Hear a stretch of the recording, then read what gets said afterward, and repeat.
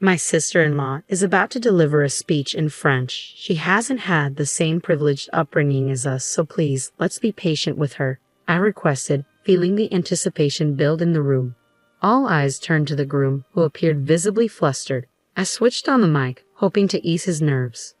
Congratulations on your marriage. Now, without further ado, let me proceed with my speech. I began as the room fell silent. Out of the corner of my eye, I caught a fleeting glimpse of Emily's faint smile. With a deep breath, I launched into my speech in fluent French. Every now and then, I glanced over at the couple. Emily's frozen smile seemed somewhat out of place. As I worked in the fields, I spotted fresh rabbit tracks in the neighboring cornfield for the first time this year. Pausing my work, I locked eyes with a rabbit and its baby, the mother feeding on grass with its tiny offspring. It was truly heartwarming. "Oh, how cute. It's that time of year already, isn't it?" I exclaimed. I introduced myself as Sarah, currently 30 years old, planting corn in a carefully prepared field. The farming work was monotonous, often making me lose track of time. As evening approached, I decided to call it a day, exchanging nods with a familiar farmer also preparing to head home. Living off a mix of farming and part-time jobs started when my parents were killed in an accident during my middle school years, leaving me and my younger brother, Jason, in the care of our maternal grandparents. Despite their kindness, our grandmother's frailty and frequent illness added strain to our lives. Our grandfather, though brave and supportive, seemed worn out from shouldering responsibilities. With our grandmother's uncertain health, I chose not to pursue high school, instead working to support Jason's education. He eventually secured a spot at Harvard University, and I attended his college orientation, filled with tears of relief. Years passed, and our grandparents retired, prioritizing each other's care. Today, after work, I plan to visit them, knowing how precious these moments were, especially for Jason, who rarely had the chance to see them due to his job. As I parked my car and opened the slightly old door, the darkness enveloped me, signaling the end of another day's labor. "Welcome home, Sarah," echoed through the house as I stepped inside. "Hey, Sarah's back," I heard from the back, followed by the sound of quiet footsteps. "Sarah, you look well. You haven't had dinner yet, right? It's ready. Why don't you join us?" "It's been a while," said my grandparents in unison, their warmth enveloping me. "I'm hungry," I admitted, and both of them welcomed me with smiles. Though I'd been away from this house for many years, the comfort of my childhood home was irreplaceable. As we sat down to dinner, catching up and making small talk, the phone rang. "Who could it be at this hour?" "Should I get it?" I asked. "No, it's fine, Sarah. Just sit down and eat your dinner," insisted my grandmother as she answered the phone. "How? Oh, it's been a while, hasn't it? I'm fine. How about you?" "Oh, really? Congratulations, that's great. But wait, let me get Grandpa on the phone." I immediately sensed it was Jason on the other end of the line. The phone was passed to my grandfather, who also seemed to enjoy the conversation. "Sarah, you should also talk to him," my grandmother urged. "It's okay. I can talk to Jason anytime," I replied, but my grandfather insisted, handing me the phone with a happy look on his face. Surprised by Jason's voice, louder and more energetic than I'd expected, I gasped a bit. "Long time no see, Jason." "I'm good. You startled me with your loud voice, but I'm glad you sound well." "Hey, what am I, chopped liver?" Jason joked. "Grandpa and Grandma just have poor hearing." I couldn't help but smile and chuckle. "That's so like you, Jason. So you occasionally call like this, huh?" "No, it's been a while since I last called. I had something to tell you," Jason explained. "Something to tell?" "Yeah, I've already told Grandpa and Grandma, but I'm headed overseas for work." "What? That's amazing. So they chose you, Jason," I exclaimed. "Well, it's not that big of a deal, but it's all thanks to you, sis." "Thank you," Jason replied gratefully. "What do you mean? It's all because you worked hard, Jason." "So, was this call to tell me you won't be able to return home for a while?" I asked. "There's one more thing, actually. I'm getting married at the same time, too," Jason revealed. "Really? Congratulations. I'm so happy for you," I exclaimed. I really wanted to introduce her to you sooner, but I've been too busy with work these past few years. That's why I had to tell you on the phone like this. "That's all right. Being busy is a good thing," I assured him. "Thanks, sis. So, my assignment is in Paris. I'll be living there for the foreseeable future. We're thinking of holding the wedding there. So, come over with Grandpa and Grandma. I'll cover the travel expenses, of course. Paris. When I glanced at my grandparents, they were beaming, perhaps thrilled for Jason. But a wave of worry washed over me. Taking the elderly couple on such a trip might be too much for them. Jason, I'd love to go, but taking these two. I trailed off, my concern evident. I know it would be bad if something happened. I wanted them there for the special moment. Oh, then I'll come over before the wedding. When's your next day off, sis? Jason inquired. I have tomorrow off, but after that, I replied. Got it. Then I'll bring her over tomorrow. Let Grandpa and Grandma know. What? Wait, that's pretty short notice, Jason noted. Wait, did you have some plans, sis? He asked. Not really, but mental preparation. You don't need that. She's a really nice girl. I'm sure you'll like her, Jason assured me hastily. Oh, I've got to get back to work. Can you tell them bye? The call ended abruptly, leaving me hanging up reluctantly. I see Jason's getting married. That's wonderful, Grandma remarked, her eyes sparkling with joy. That's right, he used to be so small. I'm so happy for him. Oh, Sarah, is the call over? What did Jason say about that? He's bringing his fiancée over tomorrow, I explained, still a bit surprised by the sudden turn of events. I see. At our age, it's hard on the heart to fly, indeed. But if we can see Jason again after so long, let's make a feast tomorrow, Grandpa suggested, his tone filled with excitement. Jason has always been smart, but he's always been restless, always thinking on the run, so to speak, Grandma reminisced. Well, it's good that he's found someone who can support him. Let's celebrate tomorrow, then. I'll come over early tomorrow and help with the cooking. With that settled, I started eating the remaining dinner that had been left untouched. The next day, despite being a habitual late riser, especially on days off, I woke up early and headed to my grandparents' house. Despite it only being midday, they were already busy preparing for the visitors. As evening arrived, the sound of the sliding door opening echoed through the house. I stepped into the house, greeted by Jason's vibrant voice, followed by a softer, reserved one. Hello there, I heard as I approached. There stood my brother, whom I hadn't seen in a while, alongside a lovely lady. Ah, sis, long time no see. Let me introduce you to the woman I'm going to marry. I'm Emily. Nice to meet you, she said with a warm smile. Oh, I'm Sarah, Jason's sister. It's so nice to meet you, Emily, I replied, extending my hand. Emily and I shook hands, welcoming the couple into the house. Emily greeted our grandparents warmly, her laughter filling the room. She was outgoing and quickly became friendly with them. As we sat around the dinner table, Emily suddenly asked me a question. So, sister-in-law, you're a fan of lemon on your shrimp, huh? Oh yes, I always have been. Really? I responded. Me too. This is the first time I've met someone else who likes it the same way. I'm so happy, Emily exclaimed.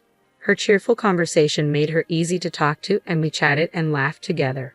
However, I couldn't help but notice Emily's gaze on me whenever I was talking with others or had to leave my seat for the restroom. I brushed it off, thinking it was perhaps poor eyesight or just the way she looked at people. Today wasn't the day to worry about it. We were here to celebrate Jason's upcoming marriage. The conversation shifted to Jason's future Southeast assignment, and from there, I learned that Emily had lived in Paris during her junior high school years. That should make adjusting to life there and any culture shocks easier, right? I asked. Yes, indeed. The city might look a bit different now, but I think I can manage living in Paris. Plus, I'm really happy to have the wedding in my second hometown, Emily replied with a smile.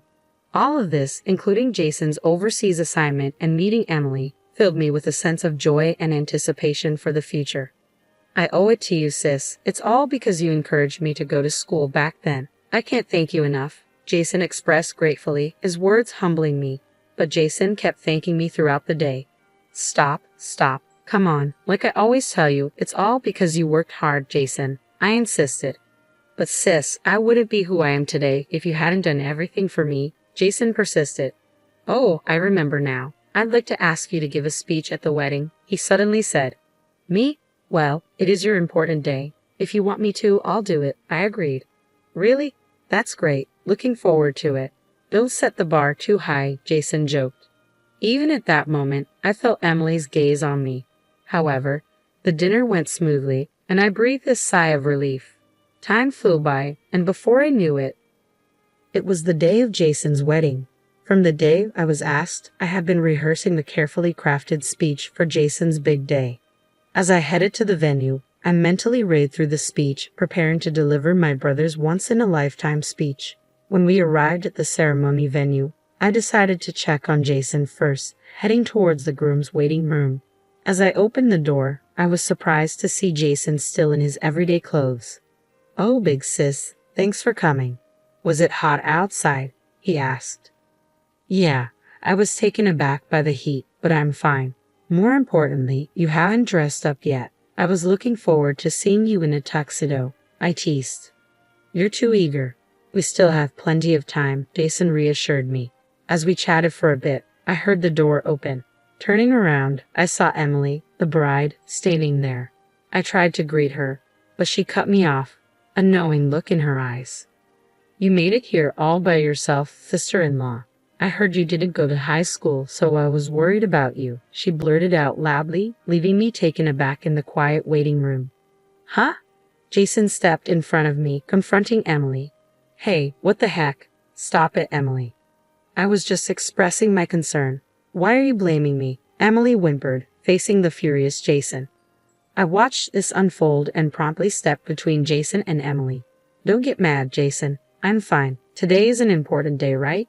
"If you say so, sis." Jason relented, and the situation settled down. Emily, on the verge of tears over the smallest thing, struck me as someone who always needed to be the center of attention. Throughout Jason's dating history, some of his girlfriends had been jealous of the bond between us siblings. With that experience, I maintained my composure as I observed Jason comforting Emily until her tears subsided. Intending to leave early to find my seat and rehearse my speech, I began to step away. However, just as I was about to go, Emily, who had been crying moments before, flashed me a smile. "Oh, and please do your speech in French so everyone can understand it," she said, giggling. I was left dumbfounded. "No, sis, you don't have to do that, Emily." "Don't say such things," Jason chimed in quickly. At that, Emily's face crumpled as if she were about to cry again. "It's okay, Jason, I understand. I'll practice," I reassured her, trying to ease the tension. Emily cracked a small, cunning smile, but I quickly left the scene. The wedding began, and seeing Jason being showered with blessings, looking so content, made me genuinely happy. As the ceremony continued, before I knew it, it was my turn to speak. Standing nervously before the mic, I was about to start my speech when a voice echoed from a different mic. "My sister-in-law is going to give a speech in French. She hasn't been brought up in the same kind of educated environment as us, so please be patient with her." Upon hearing this, the room buzzed with anticipation. All eyes turned to the groom, who was visibly flustered. I switched on the mic, hoping to put him at ease. "Congratulations on your marriage. Now, without further ado, let me proceed with my speech," I began, as the room fell silent. Out of the corner of my eye, I caught a fleeting glimpse of Emily's faint smile, then began my speech in fluent French. Every now and then, I glanced over at the couple. Emily's frozen smile seemed somewhat out of place. "Why, how?" Recalling my past, I remembered a time when I once worked part-time in agriculture. We hosted a French man who was interning there, 5 years older than me. He was kind and always thoughtful, and I secretly had a crush on him. Looking back, it was my youthful days, eager to deepen my friendship with him despite the language barrier. I borrowed my friend's school French textbook and studied diligently. At first, our conversations were awkward, but eventually, I became capable of casual conversation in French. As my jokes during the speech set the room roaring with laughter, I noticed Emily seemed completely lost. I figured she'd probably forgotten her French after so long abroad. Moreover, her 3 years of middle school overseas had taught her that unless you're keen on learning, you can get by with just gestures and vibes. Just as it's hard for a child to understand what adults talk about, it seemed unlikely Emily understood everything that was happening. As my speech drew to a close, I saw Jason deeply moved, crying beside her, Emily clueless as to why he was crying. As I finished speaking, the room erupted into applause. Emily, who still had no clue what was happening, started clapping along. When I asked, "Was that okay?" in French, she fell silent, her face flushed with frustration. Seeing this, the crowd, including the guests, clapped even more. As I was returning to my seat, I heard Emily's sharp voice. "Excuse me, isn't it time for me to change into my next outfit?" "Why do I know the schedule better than you all? Can't you do your job? Hurry up." Perhaps she was irritated with me. Emily's tirade against the staff and her behavior towards everyone else remained terrible until the end. But somehow, the wedding concluded without a hitch. Back home in Louisiana, I showed my grandparents the wedding photos and videos, and they were thrilled. Even now, months later, they sometimes look back at them, shedding tears of joy. Meanwhile, Jason, who moved abroad, started calling more often than before, and the bond between his siblings grew stronger. According to him, many of the guests at the wedding had seen Emily's malicious behavior and arrogant attitude towards me and had grown to despise her. Emily's reputation, built up over the years, took a nosedive, and her friends began to drift away. Then Emily started blaming Jason for everything, crying, throwing tantrums, and worst of all, she started to verbally abuse Jason on a regular basis. Having lost all hope for Emily, Jason was now working on a divorce. A few months later, as usual, I went to see my grandparents, had dinner with them, and the three of us were chatting about recent happenings. Suddenly, the sound of the front door opening resonated, followed by, "I'm home." I quickly ran to the door. "What? Jason, why are you not in Paris?" I exclaimed. "Oh, sis, you're here too. Perfect timing. And seriously, even if this place is in the middle of nowhere, you should keep the doors locked," Jason replied. "Oh, Jason, welcome back. Paris? Are you done over there?" I asked. "No, I'm still living in Paris, but I had a business trip to New Orleans, so I decided to swing by." "Oh, that smells good. I'm hungry," Jason said. "Well then, come over here and eat, Jason. Guess what? Jason's back." Seeing Jason for the first time in a while, my grandparents were happy, their voices naturally rising, and they surrounded the hungry Jason with flying conversations. Amidst all this, I was worried about this think of the run type of Jason. "Jason, it's totally fine that you suddenly came back, but are you okay with your own family matters?" I asked, my voice somewhat loud.